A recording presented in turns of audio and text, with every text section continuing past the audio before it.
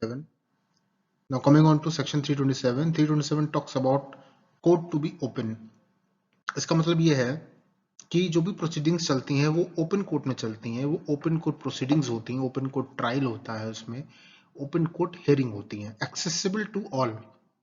Open court का मतलब ये accessible to all. Okay, the place in which any criminal court is held for purpose of inquiry or trial of any offence shall be deemed to be an open court to which the public generally may have access. Okay, accessible to all. If the presiding judge or magistrate thinks fit at any stage of a case, order that the public generally or in person shall not have access to the same. अगर presiding officer या जज और magistrate अगर उनको ये if they thinks fit कि at any stage of a case orders that the public generally or in person shall not have access to the same. It depends upon the discretion of the presiding judge and the magistrate.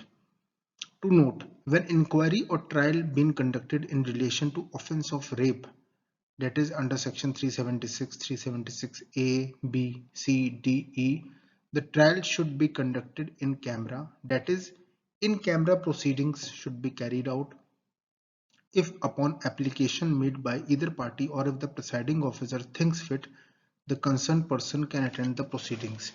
इसका मतलब ये है, बहुत important चीज है कि जब भी कोई इंक्वायरी या ट्रायल टेक प्लेस होता है and that is related to a offence of rape, that is under section 376, 376A, B, C, D and E, the trial should be conducted in camera. यानी कि इन कैमरा प्रोसीडिंग्स होनी चाहिए, in camera trial होना चाहिए, in camera hearing होनी चाहिए और बहुत ही लिमिटेड लोग उसमें होने चाहिए जो कि मजिस्ट्रेट अलाउ करेंगे, जिसमें पार्टीज आपकी होंगी और बहुत ही लिमिटेड लोग। In camera proceeding should be carried out, लेकिन if upon application made by either party और if the presiding officer thinks fit the concern person can attend the proceedings. यानी कि अगर किसी पार्टी ने, किसी पर्सन ने एप्लीकेशन दी कि उसे वो पर्टिकुलर प्रोसीडिंग्स अटेंड करनी है, तो presiding officer by using his discretionary power can allow to attend the proceedings of that particular case. Okay, तो ये टू नोट आपको ध्यान में रखना है।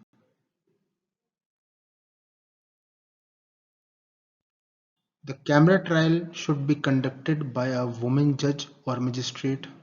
जो भी कैमरा ट्रायल होगा, कैमरा प्रोसीडिंग्स होंगी, कैमरा हियरिंग होगी, वो वुमेन जज और मजिस्ट्रेट द्वारा कंडक्ट की जाएंगी.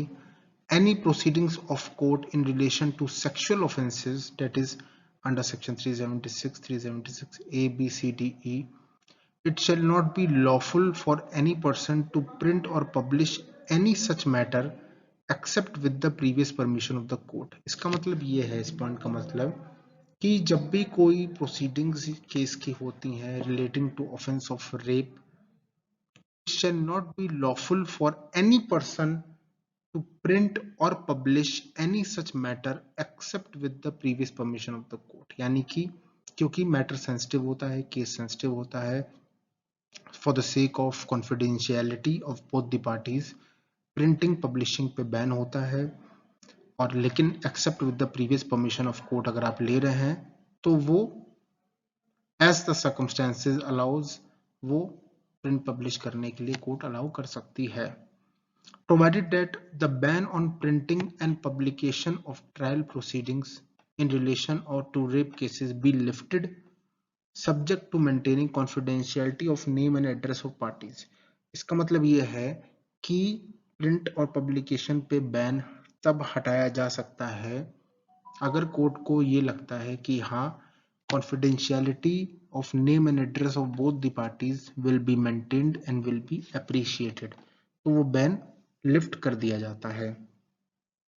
ओके, तो ये क्योंकि मैटर सेंसिटिव होता है, सेक्सुअल ऑफेंसेस के केसेस बहुत सेंसिटिव होते हैं, तो वो मीडिया रिपोर्ट्स या कोई भी थर्ड पर्सन द्वारा ज़्यादा वर्स्ट ना कर दिया जाए, वो ना कर दिया जाए, इसलिए कोर्ट को ये स्टेप्स लेने होते हैं.